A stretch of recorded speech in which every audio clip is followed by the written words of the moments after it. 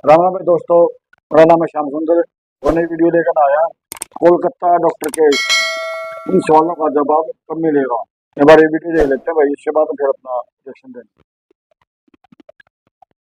दोस्तों समझ में नहीं आ रहा है कि ममता दीदी चाहती क्या है। पहले तो ट्रेनी डॉक्टर के रेप और हत्या के बाद कोलकाता पुलिस अपना काम ठीक से नहीं करती। सुप्रीम कोर्ट के जज को यहां तक कहना पड़ा कि उन्होंने 30 सालों में आज तक किसी पुलिस को इतनी लापरवाही से काम करते नहीं देखा। इन्हीं ममता दीदी की बंगाल पुलिस हादसे के बाद क्राइम सीन को प्रोटेक्ट नहीं कर पाती, हॉस्पिटल के बाहर प्रदर्शन कर रहे लोगों को सुरक्षा नहीं दे पाती।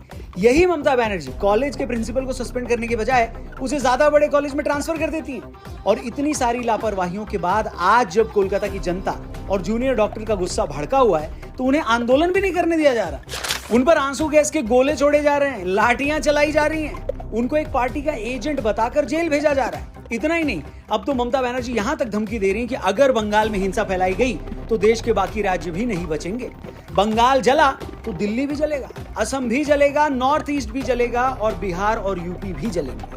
समझ नहीं आ रहा है कि एक सिटिंग सीएम एक आंदोलन से घबराकर इस तरह बाकी राज्यों के जलने की धमकी कैसे दे सकती है। अरे ममता दी, आपकी तो खुद की सारी सियासत आंदोलन करके ही निकली है।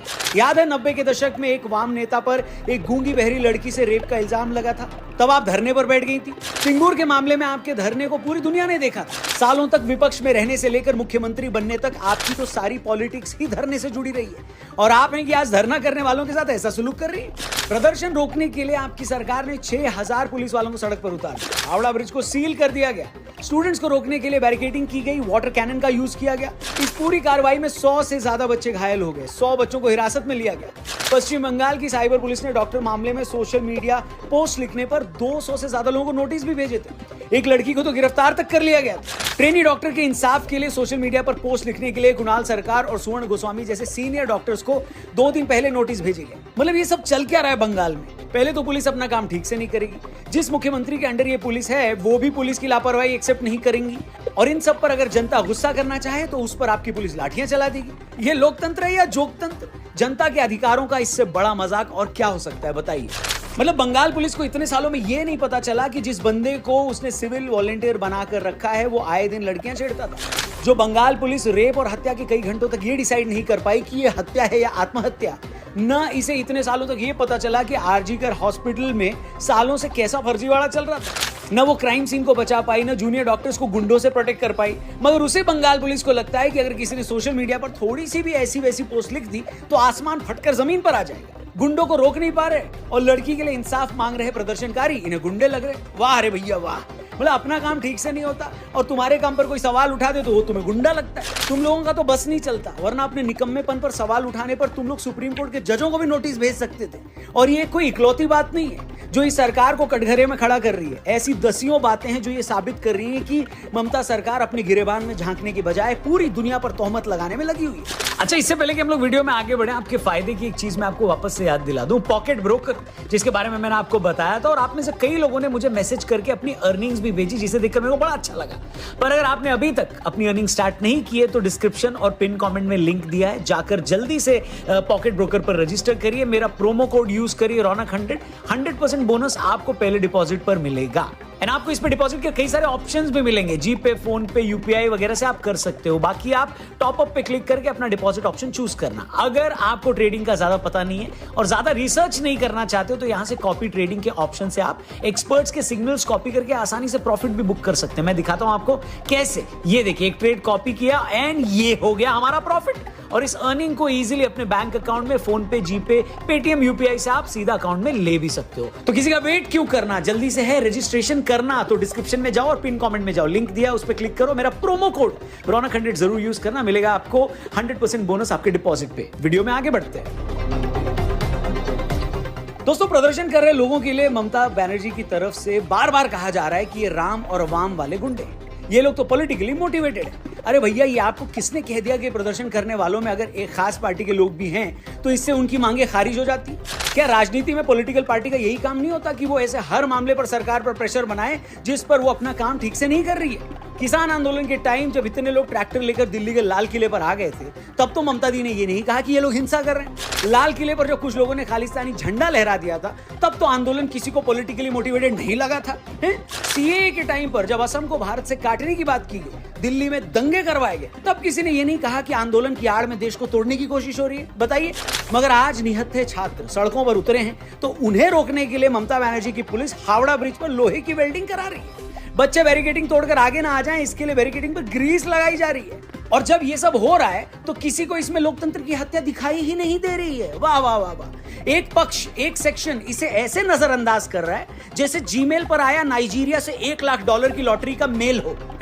तुम्हारी पुलिस ऐसी क्यों है, इस बात का जवाब तुमसे दिया नहीं जा रहा। तुम्हारे काम करने के तरीके पर सुप्रीम कोर्ट के जजों ने जो सवाल किए वो उसका जवाब दे नहीं पा रहे हो, और तुम लगे हो ये गिनाने की फलाने राज्य में भी तो रेप हुआ है। फिराज जलालपुरी का एक मशहूर शेर है, तू इधर उधर की बात न कर, ये बता कि काफिला क्यों लुटा। अरे भैया, किस राज्य में कितने रेप हुए, किस रेप पर वहां की सरकार ने क्या किया, ये अलग मामला है। इस पर पहले भी बहुत बात हुई है और आगे भी करेंगे, मगर पहले तुम ये बताओ कि तुमने अब तक क्या किया अपने यहाँ पर, हैं?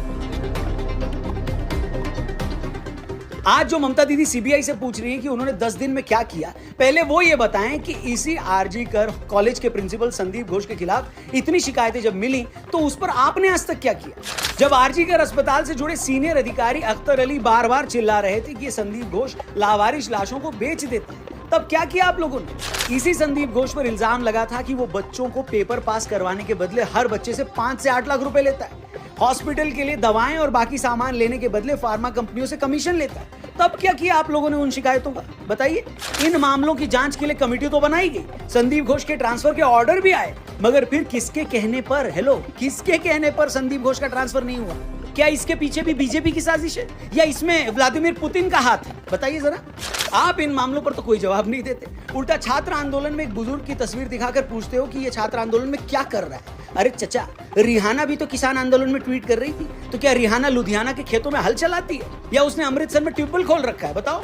मतलब विदेशी रिहाना पैसे लेकर भारत के आंदोलन पर ट्वीट कर दे जिसके बारे में उसे घंटा कुछ नहीं पता, वो जायज है, मगर अपने ही आंदोलन में तुम लोगों के कपड़े और उम्र देखकर ये बोल रहे हो कि ये तो फला पार्टी का हो सकता है, इसे क्या हक है आंदोलन करने का। क्या बात है, वेरी गुड। इसलिए बंगाल की सरकार से हम ये पूछना चाहेंगे कि आप प्रदर्शनकारियों की गर्दन मत पकड़वाइए। आप ये बताइए कि जब केंद्र सरकार ने पश्चिम बंगाल के लिए 123 फास्ट ट्रैक कोर्ट अलॉट किए हैं, तो अब तक वहां सिर्फ 6 फास्ट ट्रैक कोर्ट ही क्यों बने। आप तो ये बताइए कि 9 अगस्त की सुबह जब पुलिस को पता चला कि ऐसे ट्रेनी डॉक्टर के रेप के बाद मर्डर हुआ है, तो क्राइम सीन पर इतनी भीड़ कैसे आनी दी गई। क्या आपकी पुलिस को ये नहीं लगा कि इन लोगों को क्राइम सीन से दूर रखा जाए। आप तो ये बताइए कि जब आपकी पुलिस ने ट्रेनी डॉक्टर का शाम में पोस्टमार्टम कर दिया था, तो उसने उसी रात को एफआईआर में ये क्यों लिखा कि लड़की की डेथ अननेचुरल तरीके से हुई है। अगर डेथ अननेचुरल थी तो आपको पहले एफआईआर करनी चाहिए थी, फिर पोस्टमार्टम किया जाता। आप तो उन पुलिस वालों के बारे में बात कीजिए जिन्होंने इतने घिनौने कांड को शुरू में सुसाइड बता दिया। आप तो इस बात का जवाब दीजिए कि कोलकाता पुलिस का एक वॉलंटियर पुलिस कमिश्नर के नाम रजिस्टर्ड बाइक कैसे चला रहा था, वो पुलिस के में कैसे सोने चला गया था। मगर अफसोस, आप इनमें से किसी भी बात का जवाब नहीं देंगे। आप तो बस ये धमकी देंगे कि अगर कोलकाता में हिंसा हुई तो बाकी देश भी जल जाएगा। हमने पहले भी कहा था और फिर कह रहे हैं कि ऐसा घिनौना अपराध किसी भी स्टेट में हो सकता है।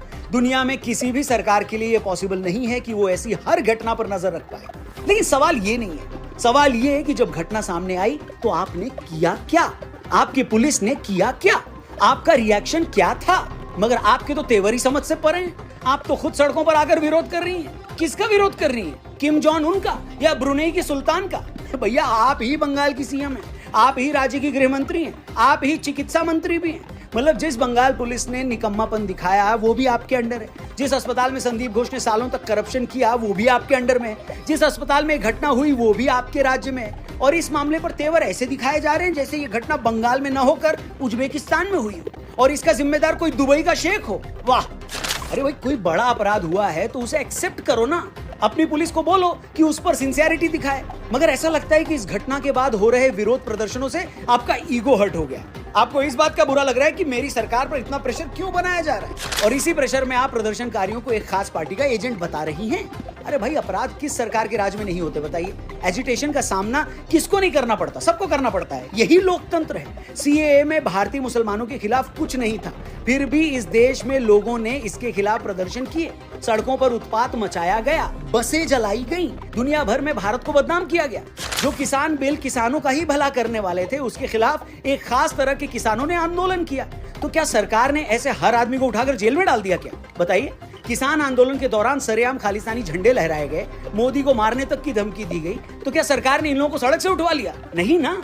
अरे भाई, दुनिया भर में डेमोक्रेसी ऐसी ही चलती है। जब तक कि भीड़ बहुत बेकाबू न हो जाए, सरकारों को उनके गुस्से को भी झेलने के लिए तैयार रहना पड़ता है, क्योंकि कोई भी सरकार अपने ही लोगों को झूठा बोलकर उनके गुस्से को खारिज नहीं कर सकती, उनके खिलाफ बेरहमी से लाठियां चलाकर उनसे धरने का हक नहीं छीन सकती। लेकिन आप हैं कि शायद ये बात समझने को तैयार ही नहीं है। अरे भाई, कोलकाता में इतना घिनौना क्राइम हुआ है, पूरी दुनिया इस अपराध से हिली हुई है, लोगों में भयंकर गुस्सा है। आप राज्य की सीएम हैं तो जाहिर तौर पर वो गुस्सा आप पर ही फूटेगा, मगर गुस्सा करने वाले हर आदमी को पॉलिटिकल एजेंट बता देना, उसकी नीयत पर शक करना, उन्हें नोटिस भिजवाकर डराने की कोशिश करना, ये कहां तक जायज है? दीदी बताइए ना जरा।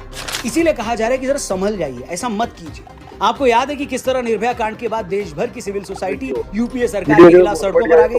गुस्सा तो और सीबीआई 3 साल दे रखी है, लेकिन फिर भी कुछ नहीं होया। ये ममता की सरकार है, ममता खुद सीएम है, प्रदर्शन ना करिए, किसके खिलाफ प्रदर्शन करो?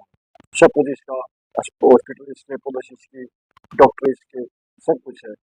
तो जब प्रिंसिपल था कॉलेज का, वो तबादला कर दिया, लेकिन प्रमोशन करके ना रोज जगह बैठा दिया, इसके ऊपर सरियाम ये कोई शिकायत ही नहीं, कोई तरह की मतलब लापरवाही नहीं होना चाहिए। रियाई भी देख रही है, राजनीतिक नजरिए से है, विपक्षी पार्टी है जो वो करवा रही है, चलो वो करवा भी है, तेरी पुलिस की के काम, पुलिस का काम है, पुलिस ने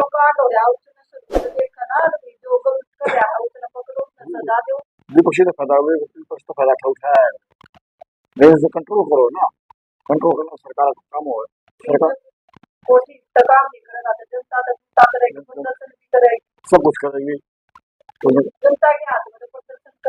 हाँ प्रदर्शन करना है, इसमें सब कुछ मतलब सीबीआई केस पास सब हो गया है।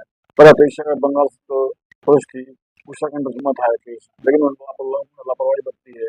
जब तक जो सेंट्रल गवर्नमेंट ने सीबीआई भी केस दिया, तो ये भी 10 दिन हो गए, जो सीबीआई है वह भी मतलब अब कितनी पहुंची है, वह कोई गिरफ्तार करा है या नहीं करा है, एक बंदा पकड़ रखा है, उसका कितनी भी नहीं भाई, पोस्टमार्टम में रिपोर्ट निकल गया, तो मतलब इतना भी गदर नहीं होना चाहिए। तो